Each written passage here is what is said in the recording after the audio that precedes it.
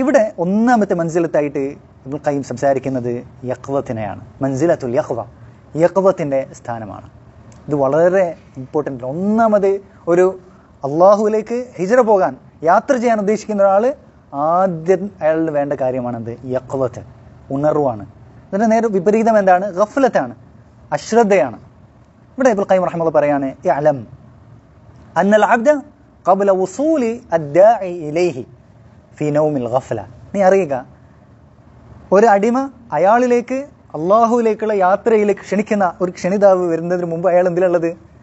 അശ്രദ്ധയുടെ ഉറക്കത്തിലാണുള്ളത്. അല്ലേ? ഇവിടെ ഉറങ്ങുക എന്ന് പറഞ്ഞാൽ എന്താണ്? അയാൾ ശരിക്കുള്ള ഉറക്കമല്ല, മനസ്സിൻ്റെ ഉറക്കമാണ്. അയാൾ എല്ലാ അള്ളാഹുവിൻ്റെ കൽപ്പനയിൽ നിന്നും വിലക്കുകളിൽ നിന്നും ഇതെല്ലാം അശ്രദ്ധനാണ്, ഒരു ഉറക്കത്തിലാണ് അവനുള്ളത്. ഖൽബുഹു നായിം, അവൻ്റെ ഹൃദയം ഉറക്കത്തിലാണ്. വതർഫുഹു യഖ്വാൻ, അവൻ്റെ കണ്ണ് ഉണർന്നിരിക്കുകയാണ്. അപ്പോൾ ഹൃദയത്തിൻ്റെ ഉറക്കമാണ് ഇവിടെ പറഞ്ഞത്. വസാഹബിഹിൻ നാസിഹ്, അവനെ ഉപദേശിക്കുന്ന ആള് അയാളെ വിളിച്ചു. വസ്മഅഹു ദാഇൻ നജാഹ്, വിജയത്തിൻ്റെ വിളി അവന് കേൾപ്പിച്ചു കൊടുത്തു. വഅദ്ദന ബിഹി മുഅദ്ദിനുർ റഹ്മാൻ, റഹ്മാനായ അള്ളാഹുവിൻ്റെ മുഅദ്ദിൻ, ആ മുഅദ്ദിൻ്റെ വിളംബരം അവൻ്റെ ചെവിയിൽ കേൾപ്പിച്ചു കൊടുത്തു. ഹയ്യ അലൽ ഫലാഹ്, വിജയത്തിലേക്ക് വരുവീൻ എന്നാണ് വിളിക്കുന്നത്, മുന്നിട്ട് വരുവീൻ. ഫഅവ്വലു മറാത്തിബി ഹാദ അൻ-നായിം അൽ-യഖ്ദ വൽ-ഇന്തിബാഹ് മിനൻ നൗം. അപ്പോൾ ഇങ്ങനെ നമ്മളൊക്കെ അവസ്ഥ ഇതാണ്. നമ്മളൊക്കെ ഒരു ഉറക്കത്തിലാണുള്ളത്, വളരെ ഡീപ്പായിട്ടുള്ള ഉറക്കത്തിലാണുള്ളത്. ആദ്യമായിട്ട് അള്ളാഹുവിലേക്കുള്ള യാത്രയിൽ ആദ്യമായി ചെയ്യുന്നത് നമ്മൾ ഉണരുകയാണ് ചെയ്യേണ്ടത്. വൽ-ഇന്തിബാഹ് മിനൻ നൗം, ഉറക്കത്തിൽ നിന്ന് ഉണരുകയാണ് വേണ്ടത്. എന്നിട്ട് അതിനെക്കുറിച്ച് പറയാണ്, എന്താണ് യഖ്വത്ത്? അല്ലേ? ഇബ്നുൽ ഖയ്യിം പറഞ്ഞിട്ടുണ്ട്, ഓരോന്നും പറഞ്ഞിട്ട് അതിൻ്റെ താരീഫുകൾ കൊടുക്കുമെന്നാണ്. വഹിയ ഇൻസിആജുൽ ഖൽബി ലിറൗഅത്തിൽ ഇന്തിബാഹ്. നമ്മൾക്ക് ഉണരുന്ന സമയത്ത് പെട്ടെന്നൊരു പേടി ഉണ്ടാവും, ഒരു ചെറിയൊരു ഷോക്ക് വരും. അപ്പം ഉണ്ടാകുന്ന ഹൃദയത്തിൻ്റെ ഒരു ബുദ്ധിമുട്ടിനാണ് ഇവിടെ ഉദ്ദേശിക്കുന്നത്. ഒരാൾ നമ്മൾ പെട്ടെന്ന് തട്ടി ഉണർത്തുന്ന സമയത്ത് ഒരു ചെറിയൊരു ഞെട്ടൽ വരും. മിൻ റഖ്ദത്തിൽ ഗാഫിലീൻ, ഗാഫിലുകളുടെ അശ്രദ്ധരായ ആളുകളുടെ ഉറക്കത്തിൽ നിന്ന് ഉണരുന്ന സമയത്ത് ഒരു ഞെട്ടലുണ്ടാകും. വലില്ലാഹി മാ അൻഫഅ ഹാദിഹി റവഅ, ഈ ഒരു ഞെട്ടൽ അത് എത്ര ഉപകാരപ്രദമാണ് അവന്. വമാ അഅദമ ഖദ്റഹ വഖതറഹ, അതിൻ്റെ വിലയും അതിൻ്റെ ഗൗരവവും എത്ര വലുതാണ്.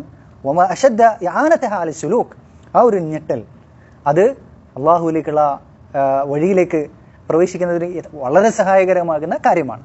ഫമൻ അഹസ്സ ബിഹ, അതൊരാൾക്ക് അറിഞ്ഞു കഴിഞ്ഞാൽ, അത് ഫീൽ ആയി കഴിഞ്ഞാൽ, ഫഖദ് അഹസ്സ വല്ലാഹി ബിൽ ഫലാഹ്, അവൻ വിജയത്തെക്കുറിച്ച് വിജയത്തിൻ്റെ ഫീൽ അവന് കിട്ടും. വഇല്ല ഫഹുവ ഫീ സക്റാത്തിൽ ഗഫ്ല, ഇല്ലെങ്കിൽ അവന് അപ്പോഴും തട്ടിയിട്ട് ആ വിളിയാളം വന്നിട്ട് നാസിഹ് വന്ന് വിളിച്ചിട്ട് ഉണർന്നിട്ടില്ലെങ്കിലോ അവൻ ആ ഗഫ്ലത്തിൻ്റെ അശ്രദ്ധയുടെ ലഹരിയിലാണ്. ഫൈദൻ തബഹ് ശമ്മറ ലില്ലാഹി ബിഹിമ്മതിഹി, അള്ളാഹുവിന് ഉണർന്നു കഴിഞ്ഞാൽ അവൻ അള്ളാഹുവിന് വേണ്ടിയിട്ട് അവൻ്റെ മുഴുവൻ പരിശ്രമവും ഇല സഫരി ഇല മനാസിലിഹി അൽ ഊല, ഒന്നാമത്തെ സ്ഥാനത്തേക്ക് യാത്ര ചെയ്യാൻ അവൻ പരിശ്രമിക്കും. വൗതാനിഹി അല്ലതി സുബിയ മിൻഹ, അവൻ്റെ ആ യഥാർത്ഥ അവൻ്റെ ഒന്നാമത്തെ മനാസിൽ എന്ന് പറഞ്ഞാൽ ഈ ഇവിടെ പറയപ്പെട്ട മനാസിലുകളുടെ ഒന്നാമത്തെ മൻസിലത്തല്ല ഉദ്ദേശിക്കുന്നത്, മറിച്ച് അവൻ്റെ ഒന്നാമത്തെ മൻസിൽ. അതേതാണ്? വൗതാനിഹി അല്ലതി സുബിയ മിൻഹ, അവൻ്റെ ആ മൻസിലത്തിൽ, അവൻ്റെ ആ നാട്ടിൽ നിന്നാണ് അവൻ ബന്ദിയാക്കപ്പെട്ടിട്ടുള്ളത്. എന്ന് പറഞ്ഞാൽ ഈ ദുനിയാവിൽ നമ്മുടെ യഥാർത്ഥ നാട് എവിടെയാണ്? സ്വർഗമാണ്.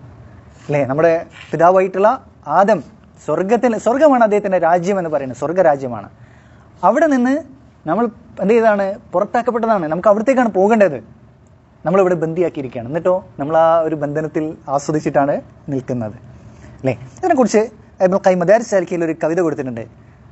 ഫഹയ്യ അലാ ജന്നാതി അദ്നിൻ ഫഇന്നഹ, നിങ്ങൾ സ്വർഗത്തിലേക്ക്, സ്വർഗ പൂന്തോപ്പുകളിലേക്ക് നിങ്ങൾ വരുവിൻ.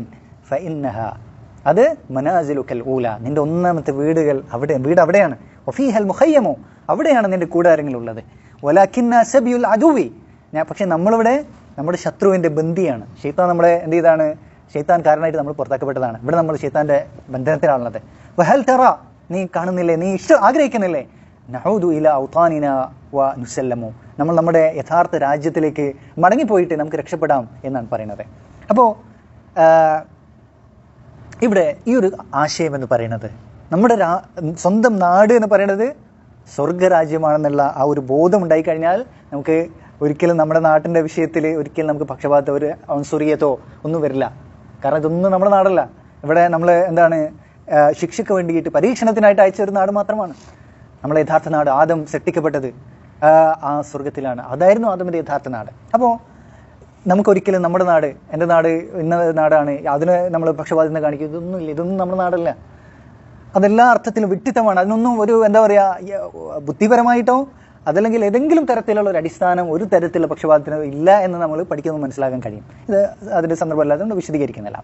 അപ്പോൾ യഖ്വത്ത്, ഉണർവ് എന്നുള്ളതാണ്. ഇവിടെ ഉണർവ് എന്നുള്ളത് വീണ്ടും വീണ്ടും ഞാൻ പറയുകയാണ്, ഒരിക്കലും ഉറക്കത്തിൽ നമ്മൾ സാധാരണഗതിയിലുള്ള ഉറക്കത്തിൽ നിന്ന് ഉണർവല്ല, മറിച്ച് നമ്മൾ എന്ത് ചെയ്യാണ്, ഇങ്ങനെ നമ്മൾ ഈ ദുനിയാവിൻ്റെ ആ ഒരു സുഖത്തിൻ്റെ പുറകിൽ നമ്മൾ എന്താണ് ഗഫലത്തിലാണുള്ളത്. ആഖിറത്തിനെ സംബന്ധിച്ചിടത്തോളം അശ്രദ്ധയിൽ, ആഖിറത്തിൻ്റെ ബോധത്തിൽ നിന്ന് നമ്മൾ വിട്ടിട്ടാണുള്ളത്. ആ ഒരു എന്താണ് ലഹരിയിലാണുള്ളത്. അതിൽ നിന്ന് ഉണരുക എന്നുള്ളതാണ് ഇവിടെ ഉദ്ദേശിക്കുന്നത്.